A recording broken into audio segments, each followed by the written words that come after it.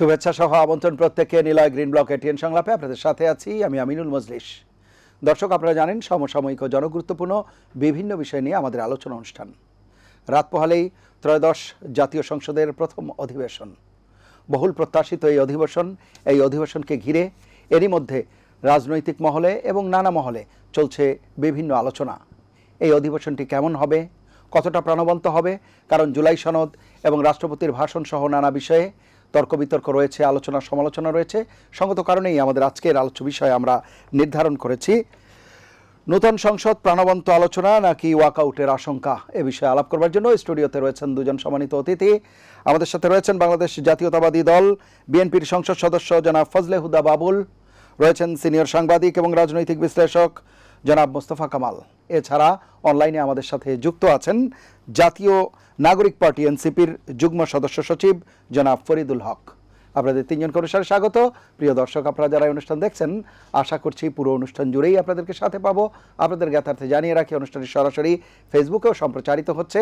সেক্ষেত্রে facebook.com/ATN Bangla online এই লিঙ্কে ক্লিক করলে আপনারা অনুষ্ঠানটি দেখতে পাবেন। কথা না বাড়িয়ে আমরা চলে যাব মূল আলোচনায়। প্রথমেই জনাব ফরিদুল হক, আপনাকে দিয়ে আলোচনা শুরু করছি।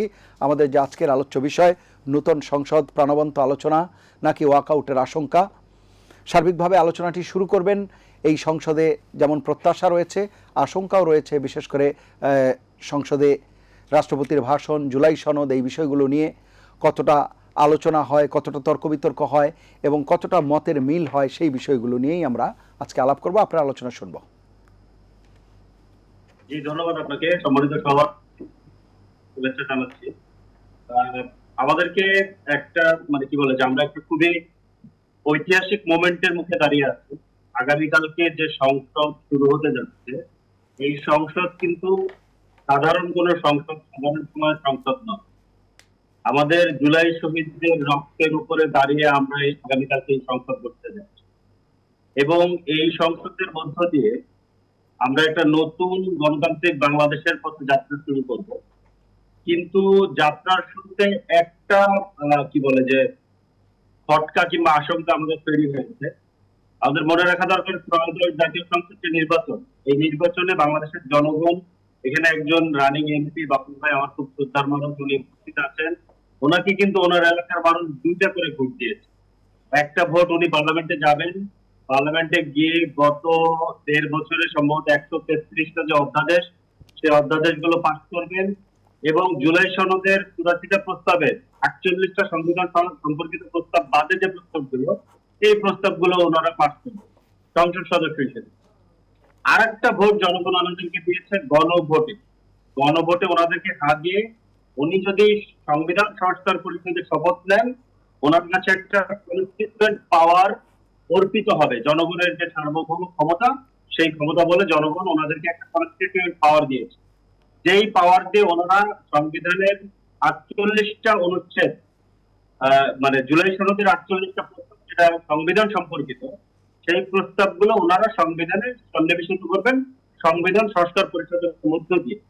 কিন্তু দুঃখজনক হলেও সত্য যে নির্বাচনের আগে ওনাদের দল কোনো ধরনের কোনো কথাবার্তা বলেননি, কিন্তু হঠাৎ করে যেদিন শপথ গ্রহণ অনুষ্ঠান হবে সেদিন বললেন এই সংবিধান সংস্কার পরিষদে আমরা শপথ নিব কিনা এটা আমাদের আরো বিবেচনা করতে। এবং এরপরে একটা গড়িমসি শুরু হলো, সেটা নিয়ে আর কোনো আলাপ নাই। সেই পুরোনো পথে নতুন সরকার হাঁটা শুরু করলো এবং গতকালকে দেখলাম যে বিএনপির স্বরাষ্ট্রমন্ত্রী সালাউদ্দিন আহমেদ, যিনি কমিশনকে সালাউদ্দিন কমিশন বানিয়ে ফেলেছিলেন, উনিও গতকালকে বললেন যে আদেশটা কি, জেন্ডার কি, এটা আমি জানি। কিন্তু এই পুরো প্রক্রিয়ার মধ্যে উনি ছিলেন গণভোটের পক্ষে। উনি তখন ঐক্যমত্য কমিশনের কথা বলেছেন, ওনাদের বিভিন্ন প্রোগ্রামে বক্তৃতা দিয়েছেন, ওনার কথা শুনে আমরা সমৃদ্ধ হয়েছি। কিন্তু এখন এই সংবিধান সংস্কার পরিষদ নিয়ে যে গড়িমসিটা শুরু হয়েছে, এইটা আমাদেরকে একটা বড় আশঙ্কায় ফেলে দিয়েছে। এটা হচ্ছে একটা বিষয়। আর একটা বিষয় হচ্ছে যে যেভাবে ইন্টারিম গভর্নমেন্ট এবং জুলাই গণ অভ্যুত্থানকে প্রশ্নবিদ্ধ করার চেষ্টা করা হয়েছে কিংবা কখনো কখনো অবৈধ বলা হয়েছে, এইটার জন্য যে নেক্সাস কাজ করেছে, সেই নেক্সাসের কখনো কখনো নেক্সাসের মুখপাত্র হিসেবে রাষ্ট্রপতিও কাজ করেছে। এবং এই রাষ্ট্রপতি হচ্ছে গিয়ে 18 সালের অবৈধ রাতের ভোটের নির্বাচনে নির্বাচিত যে এমপি তাদের দ্বারা কি বলে মনোনীত রাষ্ট্রপতি, সেই রাষ্ট্রপতি কোনোভাবেই আমাদের জুলাই শহীদদের রক্তের উপর দিয়ে যে সংসদ আসতেছে সেই সংসদে ভাষণ দিতে পারে। আমরা আশা করব যে এর মধ্যে দিয়ে মানে এই পরিস্থিতিতে সরকারি দল বিএনপি তাদের কোর্টে এখন বল, ওনারা এই বিষয়গুলোকে বিবেচনায় নেবেন যে জুলাই গণ অভ্যুত্থান, এরপরে ইন্টারিম গভর্নমেন্ট, এই যে নির্বাচন, এই যে পুরো প্রক্রিয়া, এই প্রক্রিয়ার মধ্য দিয়ে ওনারা নিজেরা কোথা থেকে কোথায় এসেছে। তো এইটাকে বিবেচনায় নিয়ে ওনারা জনগণের যে অভিপ্রায় আছে সেই অভিপ্রায়ের প্রতি ওনারা সম্মান দেখাবেন, কোনোভাবেই গণভোটের গণরায় যেন পদচালিত না হয়, আমরা সে আশাবাদ রাখি। জি, অসংখ্য ধন্যবাদ। আমরা শুনে আসি জনাব ফজলে হুদা বাবুল রয়েছেন আমাদের সঙ্গে। জনাব ফজলে হুদা বাবুল, শুনছিলেন ফরিদুল হক বেশ কিছু বিষয়ে প্রসঙ্গ তুলেছেন, তার মধ্যে বলেছেন যে পুরনো পথেই হাঁটছে নাকি নতুন সরকার এবং সংবিধান সংস্কার পরিষদের বিষয়টি উনি এনেছেন। সার্বিকভাবে আপনার আলোচনা শুনবো। জি, ধন্যবাদ এটিএন টিভির সকল দর্শক এবং শ্রোতা এবং কৃতজ্ঞতা আমাদের সব সময়ের টকশোর সারথি, আমার অত্যন্ত পছন্দের মানুষ, ভালো বক্তা ফরিদ ভাই এবং আমার বিশ্ববিদ্যালয়ের বড় ভাই মোস্তফা কামাল ভাই, বিশিষ্ট সাংবাদিক। এটিএনে আসলে নিজের বাড়ি ঘরের জায়গা মনে হয়। অনেকবার এসেছি এবং আজকে আগামীকাল যে ত্রয়োদশ জাতীয় সংসদ নির্বাচন হবে, নির্বাচনের পর যে সংসদ বসবে, এই সংসদটা কেমন হবে এটা আজকের বিষয়। ফরিদুল সরাসরি চলে গেলেন তার জায়গায়, সেটাও একটা বিষয়। আমরা দেখুন, বাংলাদেশটা আসলে আমাদের এখন গড়তে হবে। এই যে সংবিধান, জুলাই সনদ, আমরা প্রেসিডেন্ট, গণভোট, সংস্কার, এই শব্দগুলো বিগত ৮-১০ মাস এত শুনেছি, সাধারণ মানুষও বোধহয় এগুলো আর বেশি পছন্দ করছে না। মানুষ আসলে কাজ দেখতে চায়। তারেক রহমান কিন্তু কাজে নেমে গেছেন এবং আপনি দেখেছেন যে আঙ্গুলের দাগ কিন্তু, ভোটের দাগ এখনো শেষ হয়নি। ফ্যামিলি কার্ডে কিন্তু ৩৮,০০০ মানুষ কিন্তু পাইলট প্রজেক্ট আমরা শুরু করেছি, ইতিমধ্যে তারা ফ্যামিলি কার্ডের সুফল পেয়ে গেছে। আমরা খাল খনন শুরু করে দিয়েছি পাইলট প্রজেক্ট হিসেবে। আমরা মসজিদের প্রত্যেক ইউনিয়নে একটা করে মসজিদের ইমাম, মুয়াজ্জিম, খাদেমকে তাদের ঈদ উৎসব দিয়ে দিয়েছি। আমরা কিন্তু কাজ শুরু করেছি, দেশটা আমাদের গড়তে হবে। যেসব তত্ত্বীয় কথা এসেছে, এগুলো কি কাজের মধ্যে পড়ে না? হ্যাঁ, এগুলো কাজের মধ্যে পড়ে না। হ্যাঁ পড়ে, সেটাতে আসছে। এগুলো তত্ত্বীয় কথা, টেবিলের কথা। সাধারণ মানুষের কিছু যায়, সাধারণ মানুষ কি যায়? সাধারণ মানুষ যায় আমার মোটরসাইকেলের তেলটা আমি পাচ্ছি কিনা। সাধারণ মানুষ কি চায়, আমি কি বছরে 2 দিন ইলিশ মাছ খেতে পারছি কিনা। সাধারণ মানুষ কি চায়, তার বাচ্চাটা স্কুলে গেলে নিরাপদে ফেরত আসবে কিনা। সাধারণ মানুষ কি চায়, কোর্টে গেলে যেন বিচারটা পায়। সাধারণ মানুষ কি চায়, থানায় গেলে যেন সেবাটা পায়। সাধারণ মানুষ কি চায়, সাধারণ মানুষ চায় মানুষ যেন শান্তিতে থাকতে পারে। সাধারণ মানুষ এইটা চায় না যে আমরা রাজনীতিবিদরা কি ঝগড়াঝাটি করব, সেটা দেখে তারা যে খুব উৎসাহিত হবে, ভাষণ দিল না দিল তাতে কিছু আসে না। এতে কিছু আসলে তেমন যায় আসে না। তবে যে তত্ত্বীয় যে বিষয়গুলোর এখানে অবতারণা করা হয়েছে, 133টা অধ্যাদেশ। আমার বয়স খুব কম না, আমি বেশ কিছু সংসদ দেখেছি, প্রেসিডেন্টও দেখেছি অনেকগুলোই, কিন্তু 133টা অধ্যাদেশ, যাওয়ার আগেও অধ্যাদেশ, চলে যাওয়ার আগেও কয়েকটা আবার চুক্তিতে স্বাক্ষর, এইসব অনেক ঘটনা আছে, কথা আছে। এরপর আসেন গণভোট। গণভোট তো আসলে সরকার করেছে, গণভোটের মাইকিং বলেন, প্রচারণা বলেন, সরকার করেছে। এবং বিএনপি যে হাঁ ভোট দিয়েছে তার প্রমাণ হচ্ছে বিএনপির ভোট আর হাঁ ভোটের আপনি যদি একটা অ্যানালাইসিস করেন তাহলে বুঝবেন যে বিএনপি ভোট দিয়ে হাতে দিয়েছে। কিন্তু বিএনপি কিন্তু সংস্কার, যারা আজকে এই এত সংস্কারের কথা বলেন তাদের উদ্দেশ্যে আমি বলতে চাই, মানুষ যখন ঘর থেকে বের হতে চায় না, অনেকে যখন ছাত্রলীগের বেশ ধরে ছিলেন, অনেকে যখন ঘর থেকে বের হইতে পারেনি, অনেকে যখন পার্টি অফিসের তালা খুলতে পারেনি, তারা অনেকে বলে, অনেকে একটা কথা বলেন আমাদের ম্যাডামকে নিয়ে যে ব্যালট ট্রাক আমরা সরাতে পারিনি, কিন্তু আমাদের নেতৃত্ব পতাকা নিয়ে আলেমদের পক্ষে দাঁড়িয়েছিলেন। তো কিন্তু আমরা কিন্তু এরকমটা অনেককেই দেখিনি, অনেকেই কিন্তু অনেক জায়গায় লুকায়িত ছিলেন। কাজেই সেই লুকায়িত মানুষগুলো কোনোদিনও সংস্কারের কথা বলবে, রাজনীতি করার চিন্তা করেনি যারা ভয়ে ভীতে। আমরা কিন্তু সেই সময়টাই আমরা কিন্তু সংস্কার প্রস্তাব দিয়েছি 31 দফা। এই উচ্চকক্ষের শব্দটা সবার আগে আমাদের এই বর্তমান প্রধানমন্ত্রী জনাব তারেক রহমানের মুখেই কিন্তু এসেছে। এই আপনার সংস্কারের কথা আমরাই বলেছি। 10 বছর বেশি থাকতে পারবে না প্রধানমন্ত্রী, এটা আমরাই বলেছি, আমরা স্ব-উদ্যোগে বলেছি। কাজে এইসব খামাখা কথা বলে লাভ তো নেই। বাস্তব হচ্ছে কি কাজের কথা। কাজের কথা হচ্ছে জুলাই সনদ আমরা স্বাক্ষর করেছি 8 মাস যাবত। এটা নিয়ে বহু চাচক্র হয়েছে, 30টা পার্টি একসাথে হয়েছে, মিডিয়াতে এসেছে, বিএনপি কি নোট অফ ডিসেন্ট দিয়েছে, কিন্তু বাস্তবে অন্যরা যে কতগুলো নোট অফ ডিসেন্ট দিয়েছে এটার কি কোনো লিস্ট হয়েছে? মিডিয়াতে কখনো আলাপ হয়েছে? হয়নি। কিন্তু বিএনপি যে দিয়েছে নোট অফ ডিসেন্ট এটা কিন্তু আলাপ হয়েছে, এবং এর জন্য আমরা মিডিয়াকে দায়ী করি না। আমরা বড় দল, এটা আসবে, এটা খুবই স্বাভাবিক। কিন্তু আপনি যদি দেখেন যে আমরা যে জুলাই সনদে স্বাক্ষর করেছি, ওই জুলাই সনদে আপনার এনসিপিরা কবে স্বাক্ষর করেছেন? পরে অনেক ফরিদুলের পার্টি কবে স্বাক্ষর করেছেন? 1 2 আমরা যেটা স্বাক্ষর করেছি আমরা কিন্তু ওইটাকেই আমরা আপহোল্ড করব। এবং আমাদের বর্তমান স্বরাষ্ট্রমন্ত্রী জনাব সালাউদ্দিন আহমেদ বলেছেন যে আমরা এইটার অক্ষরে অক্ষরে এটা পালন করব যেটা আমরা স্বাক্ষর করেছি। 1 2 এরপর আসেন যে গণভোটের কথা আসেন। গণভোট সরকার নিজে প্রচার করেছে, দায় দায়িত্ব সরকারের। এবং সরকার যাবার আগে আমরা যখন সবাই নির্বাচনে ব্যস্ত, ওই সময় সরকার আরেকটা অধ্যাদেশ দিলেন। কি অধ্যাদেশ? যে আমি নিজেও একজন, আমি তো একজন নিজেকে আমি আমার শিক্ষিত না হলেও তো সার্টিফিকেট আছে, তো আমার ঢাকা বিশ্ববিদ্যালয়ের সার্টিফিকেট আছে। এই যে সংবিধান সংস্কার কমিশনের সদস্য যে আমি অটোমেটিক্যালি হয়ে যাব, এটা কিন্তু আমি নির্বাচনের সময় বুঝতে পারিনি। আমি প্রথম দিন এসে বুঝলাম, ও মানে পাশ করার পর বুঝলাম, ও আচ্ছা এখানে একটা শপথ দিয়ে, কিসের এটা আমি কিন্তু জানি না, আমাকে কেউ জানায়নি, আমার জানবার অবসরও ছিল না। তো সেইখানে আমি শপথ নিইনি। শপথ নিইনি মানে আমরা কোথাও বলিনি যে আমরা কখনো শপথ নিবই না। শপথ নিব কি নিব না এটাও তো একটা, এখন তো এটা আদালতের বিষয় গড়িয়েছে।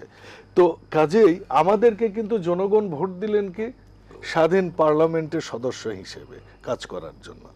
এখন এইটা তো, এই গণভোটটা নিয়ে তো শুরু থেকে একটা প্রশ্ন ছিল যে গণভোট কারা দিতে পারে, কোন পরিস্থিতিতে দিতে পারে, কয়টা ইস্যুতে পারে, কোন কোন ইস্যুতে পারে, কে পারে, এবং কার সুপারিশে কার অনুমোদনে পারে। যেখানে একটা স্বাধীন সার্বভৌম সংসদ নেই সেখানে গণভোট কিভাবে হয়? এখন যদি বলেন যে না এগুলো সবকিছু হয়, তাহলে আমরা বলবো সবকিছু হওয়াটা স্বাভাবিক। যখন বিপ্লব হয় হতে পারে, তো আমরা স্বাধীনতার পর তো এরকম করেছি, আমরা তো মুক্তিযুদ্ধের সনদ তৈরি করেছি, তাহলে আমরা বিপ্লবী সরকার কেন করলাম না? কেন আজকে প্রেসিডেন্টকে নিয়ে কথা উঠতেছে? যখন এই প্রেসিডেন্টের অধীনে যখন 106 ধারায় সবাই শপথ নিল, সকল রাজনৈতিক দল ঐক্যমত হলো, এমনকি এনসিপির লোকজন সরকারে যে যোগ দিল, এই প্রেসিডেন্টের অধীনে শপথ পড়লেন। আরে ভাই, আপনি অর্ধেক মানবেন অর্ধেক মানবেন না, এটা কেমন কথা হলো? আপনি মোরগ যেহেতু জবাই করেছেন, মোরগের মাথাও খাবেন, আপনি পাও খাবেন, আপনি মোরগের রানও খাবেন, আপনি চেস্টও খাবেন। মোরগটা আপনি জবাই করেছেন পুরোটা খাওয়ার জন্য, অর্ধেককে হারাম বলবেন অর্ধেক হালাল বলবেন, এইটা তো আমাদের ইতিহাসে নাই, বিএনপির ইতিহাসে নাই। শুনে আসি একটু জনাব মোস্তফা কামাল, জি আপনার কাছে শুনবো। শুনছিলেন দুজন রাজনীতিবিদের খুব মনোযোগ দিয়ে শুনেছি। কথা দুজনেরই কিন্তু অত্যন্ত পরিষ্কার যে আমি অর্ধেক খাবো অর্ধেক রাখবো, আমার সুবিধাজনক অংশটুকু খাবো। কিরকম সেটা?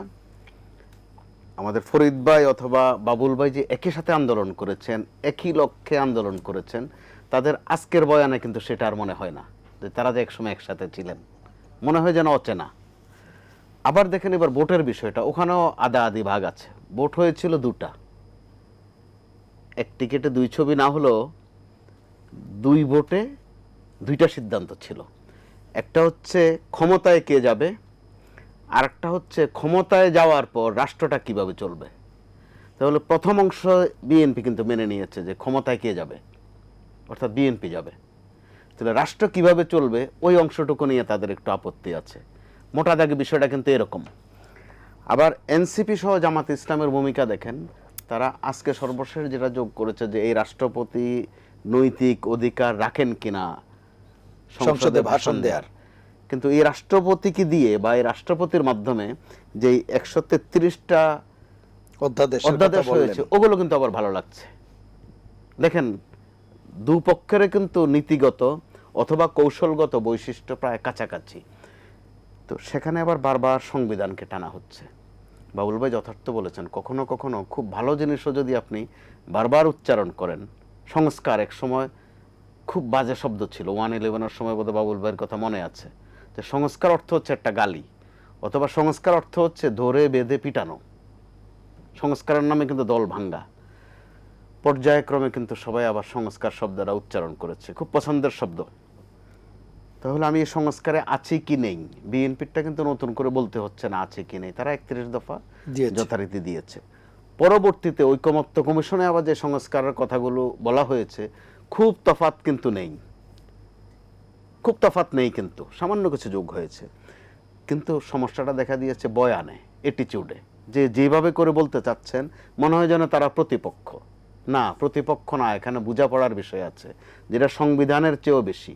যেমন উদাহরণ বলি, বিএনপির থেকে যে জামাত জোটকে বলা হয়েছে যে ডেপুটি স্পিকার নিতে, সেটা তো সংবিধানে নেই, বোঝাপড়ার বিষয়। অর্থাৎ আপনি বোঝাপড়ায় রাজি কিনা, নাকি বারবার সংবিধানের কথা বলবেন। তো যখন আবার বারবার সংবিধানের কথা এত জোর দিয়ে বলবেন, তাহলে আওয়ামী লীগ যে কথাগুলো মাঠে থাকলে বলতো এখন, এগুলো কিন্তু জামাত বলা শুরু করেছে। যেতে হলে তো শেখ হাসিনা প্রধানমন্ত্রী, সংবিধান অনুযায়ী তো এই নির্বাচনটা অবৈধ, নির্বাচন তো হবে 29 সালে, তাহলে এই সংসদ অবৈধ হলে এই নির্বাচনটাও অবৈধ। কেন বলছে এই কথাগুলো? যে মিষ্টি কথাও বারবার বললে সেটা তিতা হয়ে যায়।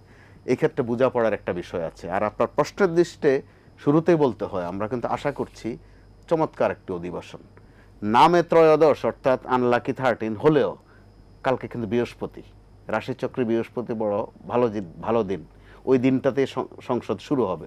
কিন্তু আমরা এরই মধ্যে নমুনা পাচ্ছি ওয়াক আউট বা বয়কট নামের যে একটা আপদ বিপদ আছে আমাদের মধ্যে, বাজে দিক, কালো দিক, শুরুর দিন এটা শুরু হয়ে যায় কিনা, এই আলামত কিন্তু আমরা পাচ্ছি। এখনো পরিষ্কার নয়, কিন্তু গন্ধ পাচ্ছি। বিরোধ হোক, সংসদে যখন এনসিপি বলেন, জামাত ইসলামী বলেন, তাদের ওখানে কিন্তু তারুণ্যের ব্যাপক একটা অংশগ্রহণ আছে, বিএনপিতেও আছে। তার চেয়ে আরো বড় কথা, এবার যিনি সংসদ নেতা হয়েছেন তিনিও তরুণ, অর্থাৎ নতুন সংসদ সদস্য। সংসদীয় রাজনীতি তার এই শুরু। বিরোধী দলীয় নেতা যিনি ডাক্তার 146 জন বিএনপির নতুন সদস্য, অর্থাৎ তারুণ্যের একটা ছাপ এখানে আছে। বয়স দিয়ে আমি তারুণ্য বোঝাচ্ছি না, বোঝাচ্ছি যে নতুনত্বের দিক থেকে। তো দুটা দলের মধ্যে আবার দেখেন একটা প্রতিযোগিতাও আছে, ওরিয়েন্টেশন করেছে দু দলই যে কিভাবে সংসদে কথা বলতে হবে। সর্বশেষ আজকে মাননীয় প্রধানমন্ত্রী যেটা বলেছেন তার দলের এমপিদেরকে, যে চলনে বলনে মার্জিত থাকতে হবে। তার মানে কি, তিনি কি শুধু একটু মাস্টারি করেছেন? মোটেই না, তিনি বাস্তবতা বুঝতে পেরেছেন। তিনি অনেক আগ থেকেই বলে আসছেন যেটা, যে সামনে নির্বাচন যেমন কঠিন হবে, রাজনীতিও কঠিন হবে। খেয়াল করে দেখুন, বিএনপি অনেক আসনে জিতেছে, সহজে জিতেনি, কিন্তু কঠিন হয়েছে। এখনকার রাজনীতিটাও কিন্তু আরো কঠিনের দিকে যাচ্ছে। প্রত্যেক দিন আমরা এখন জানি না যে আধা ঘন্টা পরে কোন সাবজেক্টটা আমাদের সামনে চলে আসবে। অর্থাৎ এক কঠিনের মধ্য দিয়ে আমরা কিন্তু সামনে এগোচ্ছি। সমান্তরালে প্রধানমন্ত্রী যে কাজটা করছেন, একসময় বলা হতো যে রাজনীতিকে ডিফিকাল্ট করা, তিনি এর মধ্যে কিন্তু সবার জন্য রাজনীতিটাকে একটু, ওই যে ড্রয়িং রুমের রাজনীতি যেটা, সেটা বরবাদ করা শুরু করেছেন। কাজ কাকে বলে, কাজ কিভাবে করতে হয়, বন্ধের দিনও কিভাবে অফিসে যেতে হয়, সেটা এর মধ্যে তিনি যে দৃষ্টান্ত তৈরি করেছেন। হয়তো মুখ খুলে বলছেন না অনেকের কিন্তু ভেতরে একটা দহন শুরু হয়ে গেছে, তাদেরও কষ্ট করতে হচ্ছে। কিন্তু ড্রয়িং রুমে বসে বসে হুকুম দিবেন, বাদবাকিরা মাথা নাড়বে, ওই দিন কিন্তু শেষ করে ফেলছেন উনি। অর্থাৎ রাজনীতিকে কিছুটা ডিফিকাল্টের দিকে তিনি নিয়ে যাচ্ছেন। তো সেটা শুধু তার দলের জন্য নয়, সবার জন্যই। এর মধ্যে ডিফিকাল্ট পলিটিক্স ফর পলিটিশিয়ান, হ্যাঁ, ফর দ্য পলিটিশিয়ান। আমরা এটা ভিন্ন ব্যাখ্যা করছি, আমরা কেউ সেটার বাজে ব্যাখ্যা করছি। তো এরকম অবস্থায় আমরা কিন্তু একটা প্রাণবন্ত সংসদ দেখার সমূহ সম্ভাবনা আছে। এই তারুণ্য 24 তো এই তারুণ্যের আসলে তারা ফ্রন্টলাইনার, তারা দেখিয়েছে। তো তখন যখন তারা, আপনার মনে থাকার কথা, যখন নিরাপদ সড়ক আন্দোলনে এই ফরিদুল হক রায় বা তাদের যেই এরিনা, তাদের যে সীমানা বা তাদের যে সহযোগী, তারাই কিন্তু রাস্তায় ছিলেন। তখন কিন্তু আমাদের চমৎকার লেগেছে তাদেরকে, তারা উল্টা পথে গাড়ি গেলে সেটাকে সোজা করে দেন, বেশ ভালো লেগেছে। কিন্তু আবার 24-এর সময় তারা মাঝে মাঝে কিছু গালমন্দও করতেন, ওগুলো কিন্তু আমাদের ভালো লেগেছে, কোনোটা বাংলায় কোনোটা ইংরেজিতে ভালো লেগেছে। কিন্তু কিন্তু সময়ের ব্যবধানে এখন আবার বলা হচ্ছে যে ছেলেগুলোর মুখ ভালো না, আচার আচরণ ভালো না, এটা সময়ের এক নিষ্ঠুরতা। ওই রকম জায়গায় সংসদ, একটু শেষ করে ফেলে 30 সেকেন্ড, সংসদ প্রাণবন্ত রাখতে জামাতে ইসলাম সাথে এনসিপি, বিএনপির যে তারুণ্য, চমৎকার এক সংসদ কিন্তু আমরা দেখতে পাবো। সেটা একদম মোটামুটি নির্দ্বিধায় বলে যায়। সেই ক্ষেত্রে নিয়তটা সাফ আছে কিনা, আপনি কি গালমন্দ করে প্রাণবন্ত রাখবেন, টেবিল কিলাবেন? কারো কারো এমপিদের একটা সময় আমরা দেখেছি পারফরমেন্স মানে টেবিলে কে কত জোরে একটা কিল দিতে পারে, সংসদ ওইটা না।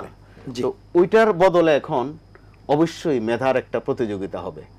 আর অপোজিশন থেকে যখন সরকারকে আমরা কখনো ডিস্টার্ব বলি, আমি ডিস্টার্ব না বলে যদি বলি যে ভুল ধরিয়ে দেয়া, সেটাও কিন্তু সরকারকে সহযোগিতা করে। আমি আসবো আবার, এই বিরোধী দল সরকারকে এই প্রশ্নে ব্যাপক সহযোগিতা করতে পারবে। প্রিয় দর্শক, নিলয় গ্রিন ব্লক এটিএন সংলাপে পর্যায়ে নিচ্ছি বিরতি, থাকুন আমাদের সঙ্গেই।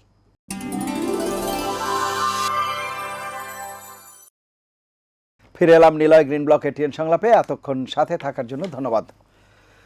জনাব ফরিদুল হক, শুনছিলেন আপনি বিরতির আগে যে আলাপটি করছিলাম, যে এই যে দাবি দেওয়াগুলো বলা হচ্ছে যে এনসিপির পক্ষ থেকে কিংবা জামায়াত ইসলামের পক্ষ থেকে, এখানে সাধারণ মানুষের সংশ্লেষ বা সম্পর্ক কতটুকু রয়েছে, আর কতটা তত্ত্বকথা রয়েছে, রাজনীতিবিদদের কথাবার্তাই বা কতটা রয়েছে, সেই বিষয়টি যদি একটু আলোকপাত করেন, যেটি প্রশ্ন তুলেছেন জনাব ফজলে হুদা বাবুল। জি জি, আমি প্রশ্ন সম্পর্কে আমি পুরোপুরি অকিবহাল। আমি বাবুল ভাইকে একটা পাল্টা প্রশ্ন করতে চাই। ওনাদের যে সংস্কার প্রস্তাবের 31 দফা, যেগুলো নিয়ে ওনারা প্রতিদিন প্রচন্ড মাত্রায় ধরেন মনে করেন যে ইয়ে করে, কি বলেন, প্রচারণা চালান, ওটা কি তত্ত্ব কথা কিনা, বাংলাদেশের জনগণ ওটা পড়ে বুঝে কিনা, বিষয়ে আমি প্রশ্ন দিয়ে গেলাম। বাংলাদেশের জনগণ কি উচ্চকক্ষ বুঝে? উনি তো এখানে উচ্চকক্ষ রেখেছে, উচ্চকক্ষ রেখে জুলাই সনদে উচ্চকক্ষ আছে। এখন প্রশ্নের জায়গাটা কি? প্রশ্নের জায়গা হচ্ছে যে আপনি উচ্চকক্ষ এবং হাইকোর্টের বেঞ্চ যখন বিভাগে দিবেন, এটা সংবিধানের মৌলিক কাঠামোর মধ্যে নেই। সংবিধানের মৌলিক কাঠামোতে না থাকার কারণে 8ম সংশোধনীতে যখন হাইকোর্টের বেঞ্চ আলাদা করা হয়েছিল, এটা কিন্তু আদালতের একটা রায় বাতিল হয়ে গিয়েছিল। এই আলাপগুলো আমরা অলরেডি করেছি, এই জন্য আমরা বলছি সংবিধান সংস্কার পরিষদ করতে হবে। এবং রাষ্ট্রপতি নিয়ে ওনারা যে কোটা দেন আমাদেরকে, ওনাদের এটা মনে রাখা দরকার, এই রাষ্ট্রপতি বাংলাদেশের জনগণের ধারে জাকিয়ে রেখেছেন ওনারা তথাকথিত একটা 106-এর রেফারেন্স দেন। 106 কয় তারিখে দেওয়া হয়েছে? ওই সময় অ্যাটর্নি জেনারেল কে ছিল? অ্যাটর্নি জেনারেল অফিস তাদের দখলে ছিল। সেই অ্যাটর্নি জেনারেল নির্বাচনের কয়েকদিন আগে পদত্যাগ করে নির্বাচন করে উনি এখন বাংলাদেশের আইনমন্ত্রী। বোঝা যায় যে বাংলাদেশের আইন সেক্টর তাদের দ্বারা প্রভাবিত ছিল। এটা তো বাংলাদেশের মানুষ পরিষ্কারভাবে বোঝে। ওনারা এই যে ওনাদেরকে ধরেন আইনি অভিজ্ঞতা, রাষ্ট্র পরিচালনার অভিজ্ঞতার কোটা ওনারা বারবার দেন, এইটা দিয়ে ওনারা একটা তথাকথিত সাংবিধানিক ধারাবাহিকতার কথা বলেন, বলে গণরায়ের মধ্য দিয়ে মানুষের যে দাবিগুলো আছে এই দাবিগুলোকে পদবিরোধ করছেন। আবার খেয়াল করেন যে যে বিষয় ওনাদের মতো সেইগুলোতে কিন্তু আবার সাংবিধানিক ধারাবাহিকতা নষ্ট হয়। ওখানে কিন্তু সব ঠিক আছে, নির্বাচন ঠিক আছে, ইন্টারিম গভর্নমেন্ট ঠিক আছে, ওনাদের সরকারের দায়িত্ব নেওয়া ঠিক আছে, সব ঠিক আছে, কিন্তু সংবিধান সংস্কার পরিষদ অবৈধ, গণভোট অবৈধ, হ্যাঁ, এবং রাষ্ট্রপতি আবার বৈধ। এই যে ধরেন মনে করেন এইগুলো দরকার ছিল না। আমরা এগুলো অলরেডি আলাপ করেছি। যখন একটা গণ অভ্যুত্থান হয়, গণ অভ্যুত্থানের মধ্য দিয়ে জনগণ তার সুপ্রিম যে পাওয়ার, তার সার্বভৌম ক্ষমতা প্রকাশ করে। বাবুল ভাই আর একটা জিনিস বললেন যে সার্বভৌম সংসদ, গতকালকে সাগরদ্বীপ সাহেব এটা বলেছে। কিন্তু আমি আবারও মনে করিয়ে দিতে চাই যে অলরেডি বাংলাদেশের আদালত কর্তৃক অন্তত 2টা রায়ে এটা বলা হয়েছে যে সংসদ সার্বভৌম নয়, সার্বভৌম হচ্ছে সংবিধান এবং তার উপরে সার্বভৌম হচ্ছে জনগণ। জনগণ তার সার্বভৌমত্ব কিভাবে প্রকাশ করে? এই যে গণভোটের মতো এই ধরনের পরিস্থিতির মধ্যে দিয়ে প্রকাশ করে। আর গণভোট সংসদে না থাকলে কিংবা সংসদ না থাকলে গণভোট হয় না, সংবিধান থাকলে গণভোট হয় না, এটাও বিএনপির অন্তত দাবি করা উচিত না। কেন? কারণ গণভোটের পথ আমাদেরকে দেখিয়েছেন শহীদ প্রেসিডেন্ট জিয়াউর রহমান 1978 সালের প্রথম গণভোটে। আমরা শহীদ প্রেসিডেন্ট জিয়াউর রহমান এবং বেগম খালেদা জিয়ার পথেই আসলে এই সংস্কার করতে চাই। বেগম খালেদা জিয়া 2013 সালে বলেছিলেন যে আজ যেদিন জনগণের সরকার ক্ষমতায় আসবে এই সংবিধান আমরা চলে ফেলবো। আমরা তো সেই কথাই বলছি। দুঃখজনক হচ্ছে যে আজকের বিএনপি না শহীদ জিয়াউর রহমানের পথে আছে, না বেগম খালেদা জিয়ার পথে আছে। আমাদের যে লড়াই সংগ্রাম, আত্মত্যাগ, জীবনদান, কোনো কিছুই যেন আর কোনো মূল্য রাখে না বিএনপির কাছে। এটা খুবই দুঃখজনক আমাদের কাছে। আমরা ছোটবেলা থেকে ওনাদেরকে দেখে দেখে ওনাদের ওনাদের বক্তব্য শুনে শুনে আমরা রাজনীতিতে এসেছি। বেগম খালেদা জিয়া যে কথা বলছেন যে ওদের হাতে গোলাপের জিঞ্জির, আমাদের হাতে স্বাধীনতার পতাকা। স্বাধীনতার পতাকা কি আপনি 72 সংবিধানের মধ্যে দিয়ে পারবেন? 72 সংবিধান তো বাকশালী সংবিধান, তো বাকশাল তৈরি করে। 72 সংবিধানের মধ্য দিয়ে এখানে পঞ্চদশ সংশোধনী হয়, এখানে একদলীয় শাসন করে, দ্বিতীয় বাকশাল করে, সেখানে গুম, লুটপাট, 3টা অবৈধ নির্বাচন, সকল কিছু এই সংবিধান অনুযায়ী চলছে। ওই সংবিধান রেখে আপনি কি স্বাধীনতা আমাদেরকে দিতে চান? বেগম খালেদা জিয়া স্বাধীনতা, এটা বিএনপির বন্ধুদের কাছে আমাদের প্রশ্ন। কারণ ওনারা এখন সরকারে আছে, ওনাদের দায়িত্ব, বল ওনাদের হাতে, বল ওনাদের কোর্টে। আমরা বিরোধী দলে আছি, আমাদের কাছে প্রশ্ন করা এবং জনগণ যে রায় দিয়েছে সে রায় ওনারা মানবেন কিনা সেটা হচ্ছে প্রশ্ন। খুব সিম্পল, এইখানে কোনো ইয়ে নেই। আরেকটা ব্যাপার হচ্ছে যে হ্যাঁ, আমি খুব সাধুবাদ জানাই তারেক রহমান সাহেব অনেকগুলো দায়িত্বশীল কাজ করতেছেন, ফ্যামিলি কার্ড দিচ্ছেন, উনি রাস্তায় প্রোটোকল ছাড়া কিংবা রাস্তা বন্ধ না করে হাঁটতেছেন। আমি একটু মনে করে দিতে চাই, দায়িত্ব এবং কর্তব্যের মধ্যে কিন্তু পার্থক্য আছে। এগুলো যা উনি করছেন এগুলো ওনার দায়িত্ব, উনি সরকার প্রধান এবং সরকার হিসেবে এগুলো ওনার দায়িত্ব জনগণের ওয়েলফেয়ার করা। কিন্তু ওনার রাজনৈতিক কর্তব্য আছে। বাংলাদেশ রাষ্ট্র শেখ হাসিনা যেখানে রেখে গিয়েছে, ওই রাষ্ট্রের দায়িত্ব নিয়ে ওই রাষ্ট্রকে অবিকল রেখে উনি বাংলাদেশকে চালাবেন, এটা ওনার রাজনৈতিক কর্তব্য হতে পারে না। উনি খেয়াল করেন, উনি গত কয়েক মাস এসেছেন কিংবা গত 1.5 বছরে উনি রাজনৈতিক বক্তব্য কোনটা দিয়েছেন? বাংলাদেশের সংবিধান কি হবে, বাংলাদেশের ক্ষমতা প্রশ্ন কিভাবে হবে, সাংবিধানিক এবং সংবিধিবদ্ধ প্রতিষ্ঠানগুলো নির্বাহী বিভাগের অধীনে থাকবে কি থাকবে না, সংসদের জবাবদিহিতা কিভাবে তৈরি করা হবে। আপনার ধরেন সরকারের হাত থেকে আপনার এই যে পুলিশের যে পেটোয়া বাহিনী, উনি আবার দিতে, ওনাদের দল আবার দিতে কোহিনুরকে ফেরত আনতেছে, আবার কি পুলিশকে পেটোয়া বাহিনী করা হবে কি হবে না। এরকম অনেকগুলো শাসন ব্যবস্থা কেন্দ্রিক প্রশ্নের সম্মুখে শেখ হাসিনা আমাদেরকে গত 15 বছর রেখে গিয়েছে। এই প্রশ্নের সমাধান করতে হবে, এগুলো রাজনৈতিক কোশ্চেন। এই কোশ্চেনের ব্যাপারে আমরা প্রধানমন্ত্রীর কাছ থেকে বক্তব্য শুনতে চাই, এই বক্তব্য আমরা এখনো পাইনি। অসংখ্য ধন্যবাদ। আসবো আবার আপনার কাছে, শুনে আসি জনাব ফজলে হুদা বাবুল। শুনছিলেন বেশ কিছু প্রসঙ্গ তুলেছেন, শহীদ প্রেসিডেন্ট জিয়াউর রহমান এবং বেগম জিয়ার নীতিতে আছেন আপনি। সহ-আলোচক ফরিদুল হক ভালোই বলেছেন, ভালোই বলেন। উত্তরগুলো খুব সিম্পল, খুবই সিম্পল। উনি বলছেন শহীদ প্রেসিডেন্ট জিয়াউর রহমান এবং বেগম জিয়ার পথে আপনারা আছেন কিনা। এবং শহীদ প্রেসিডেন্ট জিয়াউর রহমানের পথ হচ্ছে জনগণই সকল ক্ষমতার উৎস।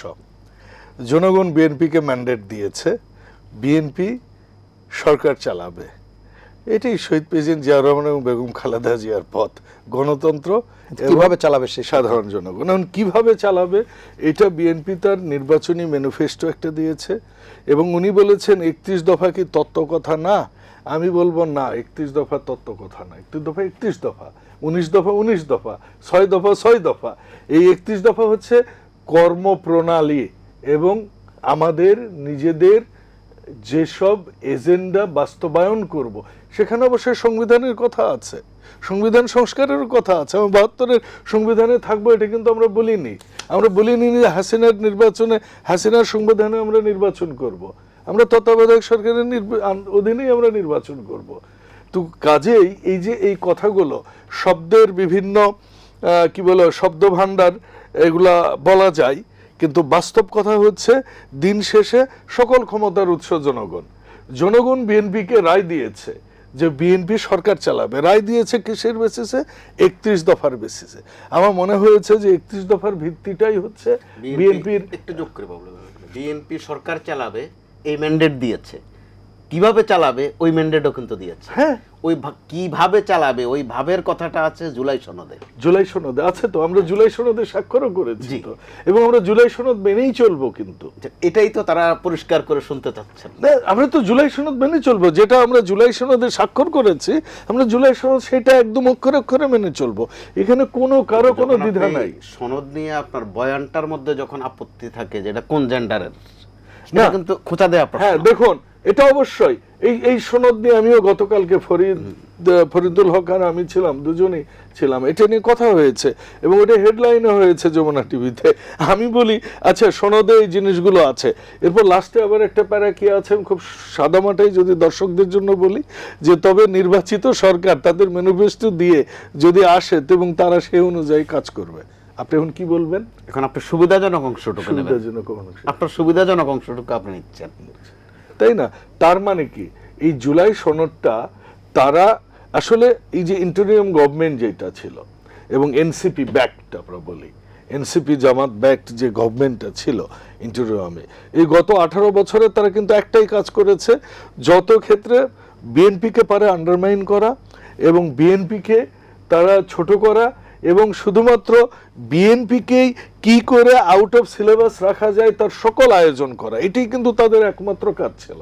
এবং আপনি যদি দেখে থাকবেন যে এই ক্ষেত্রে এই কারণেই বিএনপি ওই 22 সালেই বিএনপি কিন্তু এই সংস্কার দিয়েছে এবং ম্যাডাম খালেদা জিয়া 16 সালে কিন্তু নীতিগতভাবে খুব একটা তফাৎ নেই। না, নীতিগতভাবে তফাতের জায়গা নেই তো, কিন্তু তুচ্ছ-তাচ্ছিল্য করা পরস্পরকে, না আমরা গোলমালটা বাজছে সেখানে। দেখুন, তুচ্ছ-তাচ্ছিল্য করার পেছনে আন্ডারমাইন করা এনসিপি জামাতকে উনি করেছেন, এটা কিন্তু না। দেখুন, যখন আমরা সবাই নির্বাচনে ওই সময়ও সর্বশেষ একটা অধ্যাদেশ পাশ করলো, কাদের সাথে আলোচনা করে করলো এই অধ্যাদেশ? এটা নিয়ে আমাদের মহাসচিব তো একটা প্রেস কনফারেন্সও করেছে নির্বাচনের মধ্যেই। কিন্তু এই যে তাদের এই অধ্যাদেশ 133টা অধ্যাদেশ, আপনি বলছেন যে এই সংবিধান আপনি মানেন না, যেটা আমাদের সিনিয়র সাংবাদিক মোস্তফা কামাল ভাই যথার্থই বলেছেন যে অধ্যাদেশ মানেন, কারণ এই অধ্যাদেশ 133টাই কিন্তু দিয়েছে প্রেসিডেন্ট, রাষ্ট্রপতি। শপথ মানেন, কারণ শপথ কিন্তু এই পড়িয়েছেন এই প্রেসিডেন্ট, এবং এনসিপিরও কিন্তু 3 জন শপথ নিয়েছে। এবং এটা একটা অদ্ভুত রকমের চাওয়া পাওয়া তাদের। আমি মনে করি তাদের উচিত ছিল একটা বিস্তারিত ম্যানিফেস্টে, তাদের নির্বাচনী ম্যানিফেস্টে এটা দেয়া যে আমরা ক্ষমতায় আসলে এই করবো, so let the people decide. আমরা তো জুলাই সনদের বাইরে না, আমরা ম্যানিফেস্টো দিয়েছি 31 দফা, এর আগে ম্যাডাম খালেদা জিয়া দিয়েছেন ভিশন 2030, এবং তারই বেসিসে আমরা আগামীতে সরকার পরিচালনা করব। এটা কোনো তত্ত্ব কথার বিষয় না। দফাতে কিন্তু গোলমাল কারোর মধ্যেই তো আপনি দেখেন 31 দফা বলেন অথবা প্রেসিডেন্ট জিয়া রহমান 19 দফাতে যান, অনেক কিছুতে মিল পাবেন। আমি জুলাই একটু শেষ করে ফেলি, আমি জুলাই সনদেও কিন্তু এমন কিছু বিষয় আছে উভয় পক্ষই এতে কিন্তু আন্তরিক। অবশ্যই গোলমালটা বাড়ছে কোথায়? ছোট্ট জায়গা, আমি একটু শেষ করে ফেলি। কিছু আইনগত বিষয়, জি, আইনের বাইরে কিছু আছে, যেমন এনসিপি যুক্ত অথবা এনসিপির সাথে সম্পৃক্ত অথবা তাদের ওই ভাই ব্রাদার যখন 2 জন বা 3 জন অন্তর্বর্তীকালীন সরকারে ছিলেন, বিএনপির দিক থেকে কিন্তু একটু আপত্তি বিপত্তি ছিল, বারবার বলা হচ্ছিল যে তোমরা দলে চলে আসো। আবার ওই অন্তর্বর্তী সরকারে খুব ভালো ভালো জায়গা ছিলেন, খলিলুর রহমান সহ বা 2-1 জন অথবা অ্যাটর্নি জেনারেল, তারা কিন্তু আবার এই সরকারের সাথে আছেন। অর্থাৎ ফাংশনালি কিন্তু একই, নাম ভিন্ন ভিন্ন। এখন এই অংশটুকু বিএনপির ভালো লাগছে, ওই অংশটুকু আবার জামাতে ইসলামের ভালো লাগছে। আবার বাবুল ভাই যেটা বললেন যে সরকার ব্যাকড বাই এনসিপি, আবার এনসিপির দিকে মাঝে মধ্যে অভিযোগ ছিল যে এই সরকার অর্থাৎ ইউনূস সরকার খালি বিএনপির দিকে হেলে পড়ে। পরক্ষণে বিএনপি গিয়ে আবার বলতো যে সরকার শুধু জামাতের দিকে হেলে পড়ে। অর্থাৎ অভিযোগগুলো কিন্তু আবার কমন, সকাল আর সন্ধ্যা বা দলের মধ্যে একটু তফাৎ। এই বিষয়গুলো ক্লিয়ার করা দরকার। এখানে আমি ক্লিয়ার করি একটা জিনিস, অ্যাটর্নি জেনারেলকে বারবার তারা করে অ্যাটাক করে, ঠিক আছে? পুরো বিচার ব্যবস্থাটা তারা, আমাদের একজন মানুষ এখানে উনি একজন স্বনামধন্য কিন্তু অ্যাডভোকেট, অবশ্যই, এবং খুবই স্বনামধন্য মানুষ তার পেশায়, উনি গিয়েছেন। আমি তো মনে করি এতে করে দল ক্ষতিগ্রস্ত হয়েছে, ওনার সেবাটা ওই সময় আমরা পাইনি। সালাউদ্দিন আহমেদ এসে ওইটা ফিল আপ করেছেন। অ্যাটর্নি জেনারেল পদ কিন্তু একটা টেকনিক্যাল পদ, একটা টেকনিক্যাল পদ। হ্যাঁ, উনি কিন্তু আইনমন্ত্রীও না, ঠিক আছে? উনি কিন্তু আপনার কোন মন্ত্রণালয়ের দায়িত্বেও নাই, একটা টেকনিক্যাল পদ মাত্র। অবশ্য এনসিপির মানুষরা কিন্তু সরাসরি একটা মন্ত্রণালয়, বেশ কিছু মন্ত্রণালয়, এবং সাধারণভাবে আপনি দেখেন এলজিআরডি মিনিস্টার কারা হয় বাংলাদেশে, একটা বড় দলের যখন ক্ষমতায় আসে তার উনি হন, ঠিক আছে? এনসিপি কিন্তু এলজিআরডি মিনিস্ট্রি নিয়েছিলেন। কেন ছিলেন? প্রশ্ন নাম্বার 1। এনসিপি কে কেন মাস্টারমাইন্ড বললেন? তথ্য ছিলেন, প্রধান ক্রিয়া উপদেষ্টা। প্রশ্ন নাম্বার 2। প্রশ্ন নাম্বার 3, সমস্ত ডিসি গুলো, প্রশাসনগুলো, পুলিশগুলো সব কিছু তারা সাজায় নিল। এমনকি আমার আসনটা তো আজীবন বিএনপির আসন। আমি এত টেনশনে ছিলাম যে আমি প্রশাসনের যে লোককেই দেখি সেই, কারণ আমাকে নোটিশ দেওয়া হয়েছে কোনো কিছু যখন খুঁজে পাইনি, ফেসবুকের প্রচারণা নিয়ে একটা নোটিশ দিয়েছি যেটা কোনো ভিত্তি নাই তার, অথচ নির্বাচনী আচরণবিধি জামাত দিনে অন্তত 100টা ভঙ্গ করছে, টাকা সহ ধরা পড়ছে, বিকাশ নাম্বার সহ ধরা পড়ছে, একটা নোটিশ কিন্তু প্রশাসন দেয়নি। আমরা ওই রকম একটা অবস্থা থেকে কিন্তু নির্বাচন করেছি, প্রতিকূল অবস্থা আমি বলবো। কিন্তু ওই যে ঘুরে ফিরে যে একটা টেকনিক্যাল পোস্টে কেন ছিলেন। জি, আসছি আবার একটা সমস্যা। বিরতি নিতে হবে। বিরতির পর কমল ভাই আমি আপনার কাছেও আসবো। একটা নিয়মমাফিক বিরতি নিয়ে আসছি। প্রিয় দর্শক, নিলয় গ্রিন ব্লক এটিএন সংলাপে পর্যায়ে নিচ্ছি বিরতি। থাকুন আমাদের সঙ্গেই।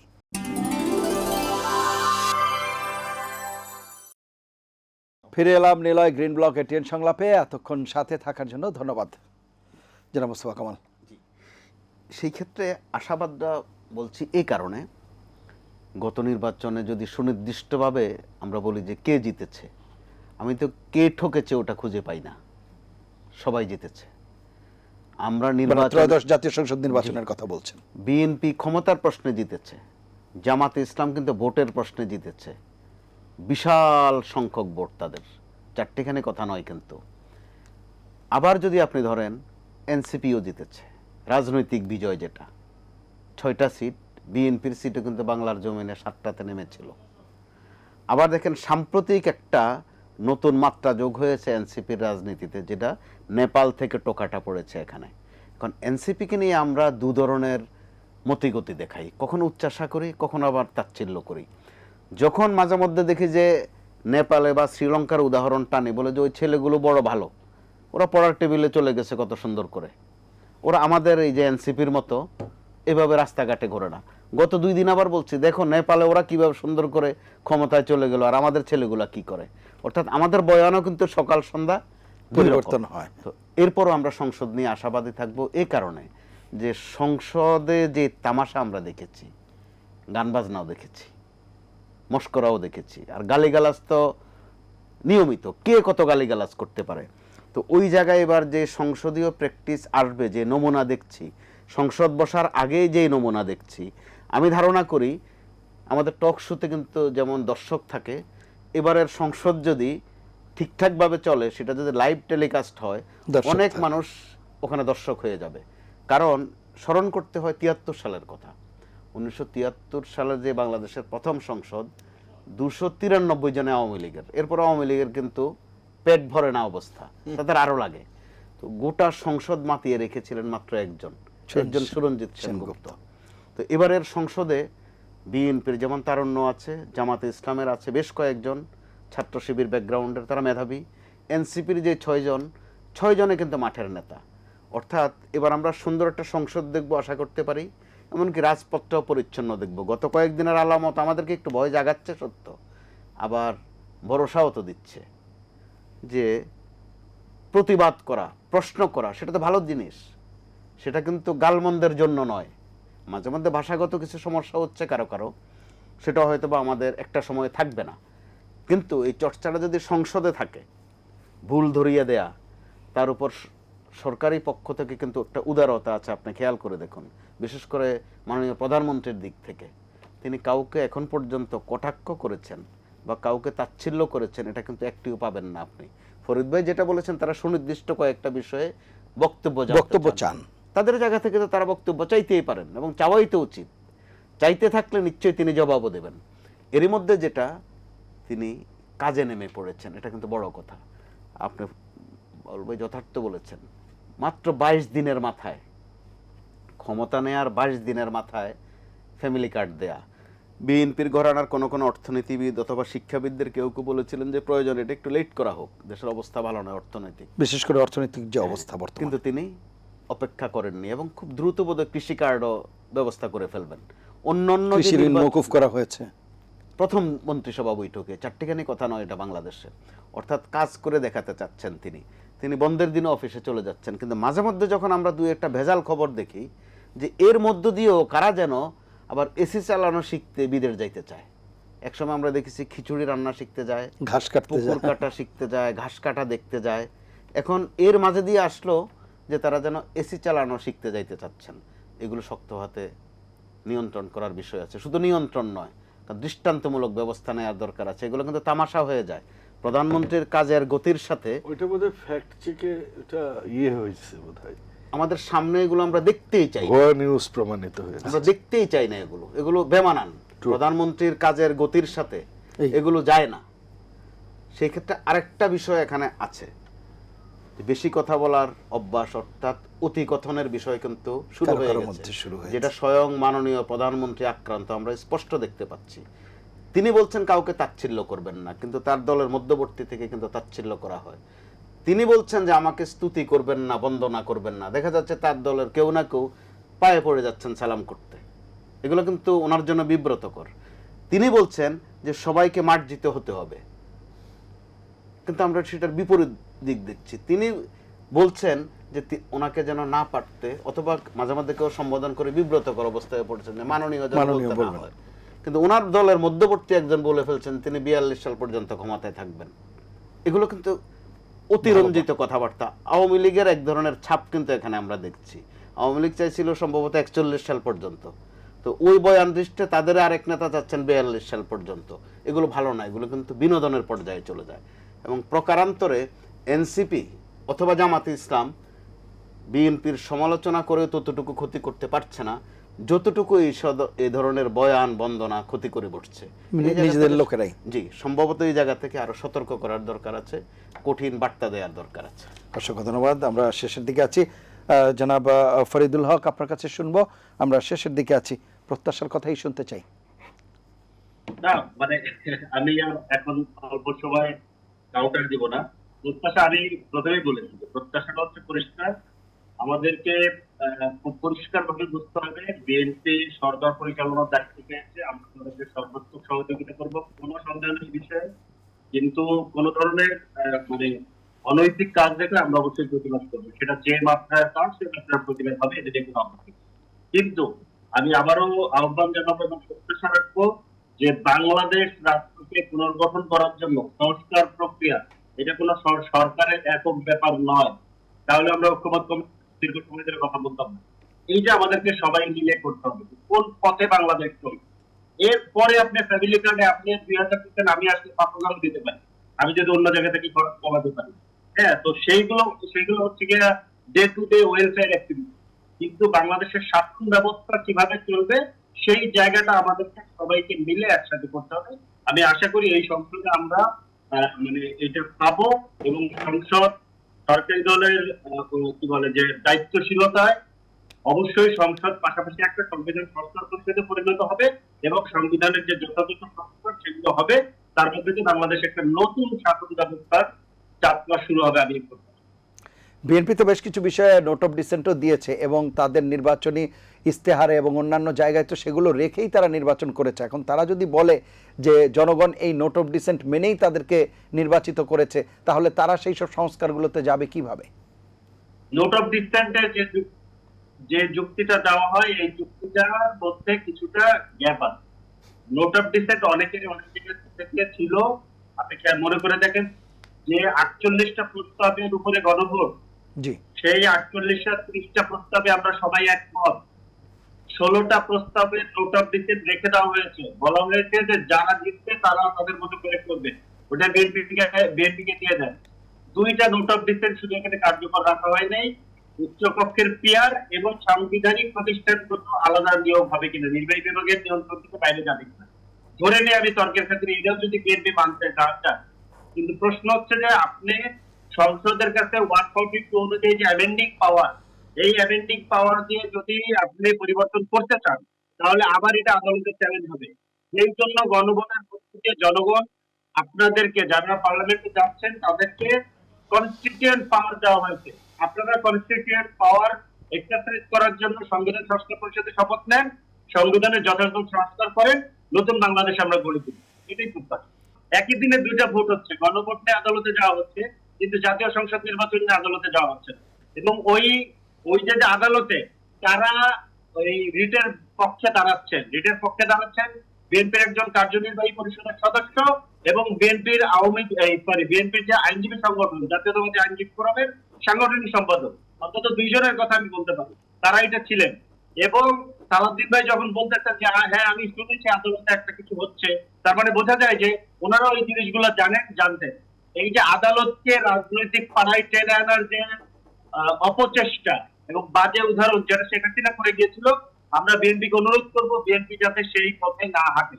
জি, অসংখ্য ধন্যবাদ। আরেকটি বিষয় কি আপনি বলবেন কিনা, এই যে আপনারা বলছেন বা প্রায় বলা হচ্ছে যে বিএনপি ও আওয়ামী লীগের মতো আদালতকে ব্যবহার করছে বা আদালতের ঘাড়ে বন্দুক রাখছে, কিন্তু বিষয়টি যদি এরকমভাবে আলোচনা করা হয়, দেশে আদালত, আইন শৃঙ্খলা বাহিনীর সদস্য কিংবা থানা, পুলিশ এগুলো তো থাকবে বিচারের জন্য, কিন্তু কোথাও গেলে এটি কি দোষের হয়ে যায়?